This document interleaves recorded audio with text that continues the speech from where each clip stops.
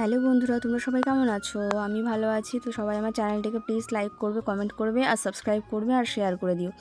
তো ভিডিও শুরুতে তোমরা দেখতে পাচ্ছ বাগানে চলে এসেছি মা আর আমি দুজনে বাগানে শাক তুলতে। আর এই যে একটা বেগুন গাছ থেকে দুটো বেগুন তুললাম, বেগুন গাছে দুটো বেগুন হয়েছে ছোটো ছোটো, তো সেগুলো তুলে নেওয়া হলো। আর বাগানটা আমাদের বাড়ি থেকে যেহেতু একটু দূরে, সেজন্য তাড়াতাড়ি চলে গেলাম সকাল সকাল, না হলে রৌদ্রের সময় ভালো লাগে না। আর তো দেখতে পাচ্ছ তবুও রৌদ্র হয়ে গেছে। তো সকালের খাবারের জন্য বাগানে চলে গেলাম শাকটা তুলতে, কারণ মাকে বললাম যে শাক ভাজা খাবো। তো সেই জন্য মা বললো চল তাহলে বাগানের শাক হয়েছে শাকগুলো তুলে নিয়ে আসি। তো এখানে মূলো শাক ছিল আর পালং শাক না, ওটা লাল শাক, হ্যাঁ লাল শাক, মূলো শাক আর একটা কী শাক, বেশ নামটা আমি ভুলে গেছি। তো ওই শাকটা ছিল। আর এখানে দেখতে পাচ্ছ এই যে লাউ শাকটা কটা পাতা তুলে নিচ্ছে, কারণ লাউ শাক ওর সাথে দিয়ে দেবে, সব রকম মিলিয়ে মিশে তো খেতে ভালোই হবে। তো গরম গরম ভাত, শাক ভাজা আর তার সাথে কিছু না হলেও চলবে।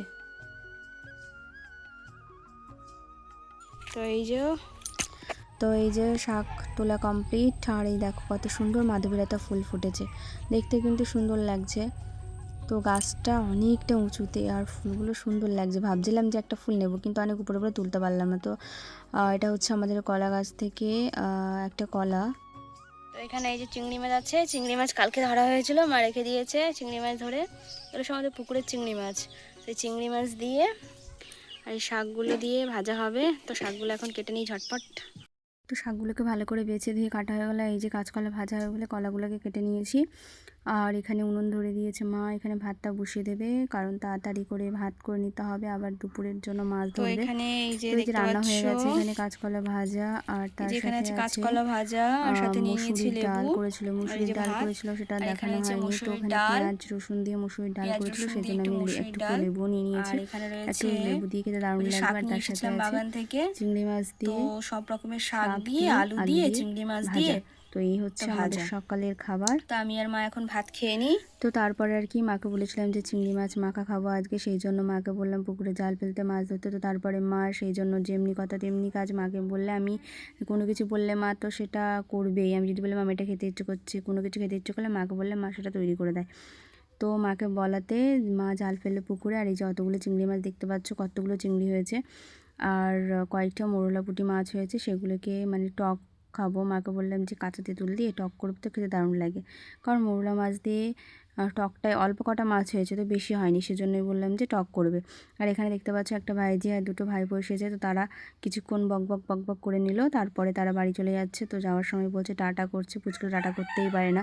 তো তারপরে দুপুরের খাবারের জন্য ছিল থোড় দিয়ে আর আলু দিয়ে, চিংড়ি মাছ দিয়ে ভাজা। আর এখান থেকে কিছুটা চিংড়ি মাছ আবার মাখার জন্য রাখা হয়েছে। আর এই যে তেঁতুল, দাদুদের কাছ থেকে তেঁতুল নিয়ে আসা হয়েছে, তেঁতুল দিয়ে, কাঁচা তেঁতুল দিয়ে, মৌরলা মাছ দিয়ে টক। উফ দারুণ! সকালের খাবারটাও যেমনি দারুণ ছিল, দুপুরের খাবারটা দারুণ। আর চিংড়ি মাছ মাখার জন্য নিয়ে নিয়েছি এই যে গাছ থেকে কটা কাঁচা লঙ্কা ছিঁড়ে নিলাম। দারুণ ঝাল, মানে ঝাল ঝাল হবে। শীতের সময় একটু ঝাল ঝাল খেলে ভালো লাগে, হালকা হালকা ঠান্ডা পড়ছে।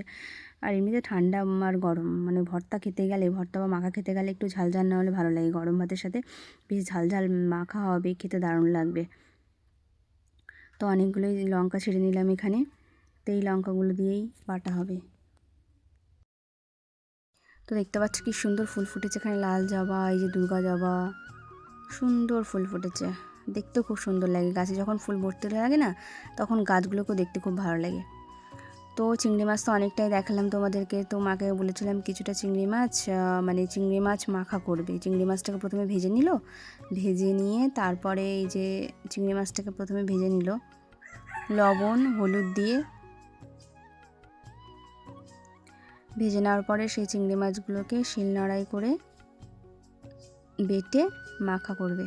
তো এই যে এখানে দিয়েছে পেঁয়াজ আর ছোটো ছোটো যে লঙ্কাগুলো তুললাম, সেই লঙ্কাগুলো তোমাদেরকে দেখালাম। তো ওই লঙ্কাগুলো মানে এত পরিমাণে ঝাল, আর কোনো কিছু মাখা বা ভর্তা যাই বলো না কেন, তো সেটা খেতে গেলে একটু ঝাল ঝাল না হলে ভালো লাগে না।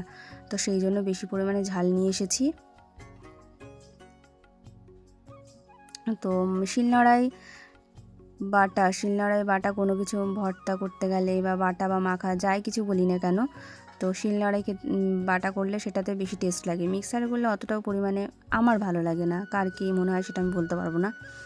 তো এটা হচ্ছে চিংড়ি মাছ ভর্তা বা মাখা, খেতে দারুণ লাগে। কাঁচা পেঁয়াজ, কাঁচা লঙ্কা দিয়ে শিলনোড়ায় বেটে তারপরে তাতে একটু লবণ আর কাঁচা সর্ষের তেল দিয়ে, তো এই যে শিলনোড়ায় বাটা কমপ্লিট।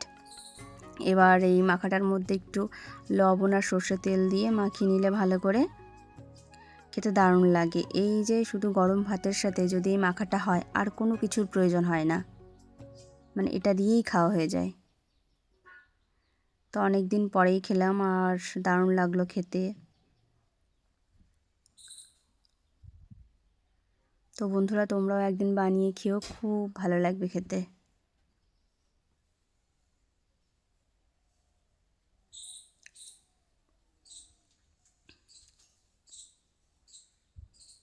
চিংড়ি মাছ মাখা। তো তারপরে কি, আমি ভাতটা দিয়ে একটু গরম গরম ভাত, এটা দুপুরের খাবার, গরম গরম ভাত আর তার সাথে এই যে চিংড়ি মাছ মাখাটা মেখে নিলাম।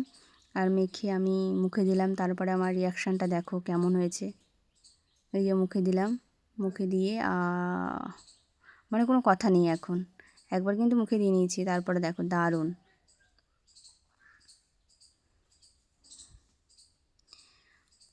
আর এই যে থোড় ভাজা হয়েছিল চিংড়ি মাছ দিয়ে। আর এই যে মোরলা মাছ দিয়ে